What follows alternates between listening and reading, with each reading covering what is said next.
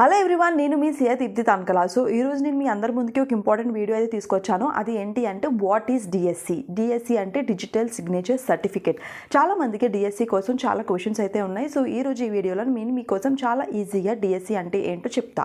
So వెంటనే మీరు చేయాల్సింది ఏంటి, subscribe to my channel Siya Deepti Tanakala. అసలు డిఎస్సి అంటే ఏంటి?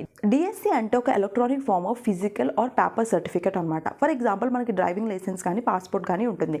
అది మనకి ఫిజికల్గా ఉంటుంది, అంటే we can touch. But DSC అనేది ఒక ఎలక్ట్రానిక్ ఫామ్లో ఉంటుందన్నమాట. సో ఇది కొన్ని ఇంపార్టెంట్ డాక్యుమెంట్స్ని సైన్ చేయడానికి అయితే యూజ్ అవుతుంది. అండ్ కొన్ని ఇంపార్టెంట్ డాక్యుమెంట్స్ మనం డిఎస్సి యూజ్ చేస్తూనే సైన్ చేయాలి, అండ్ ఫిజికల్గా సైన్ చేసే ఆప్షన్ అయితే ఉండదు. సో ఈ సర్టిఫికేట్ అనేది మనకు ఒక ఐడెంటిఫికేషన్ లా కూడా వర్క్ అవుతుంది. ఫర్ ఎగ్జాంపుల్ ఎలా అంటే మనకి డ్రైవింగ్ లైసెన్స్ ఉంటే మనం ఆ పర్టికులర్ కంట్రీలో డ్రైవ్ చేయడానికి ఎలిజిబుల్ అన్నట్టు ఉంటుంది. అదే విధంగా డిజిటల్ సిగ్నేచర్ సర్టిఫికేట్ అనేది యూ కెన్ ప్రెజెంట్ ఎలక్ట్రానికల్లీ.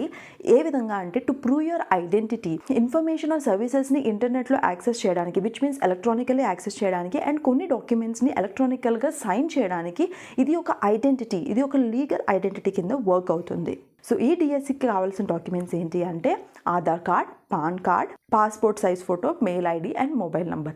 ఈ డాక్యుమెంట్స్ అనేవి ఉంటే సరిపోతుంది, మనం డిఎస్సికి అయితే అప్లై చేసుకోవచ్చు. I hope this video is helpful for you all.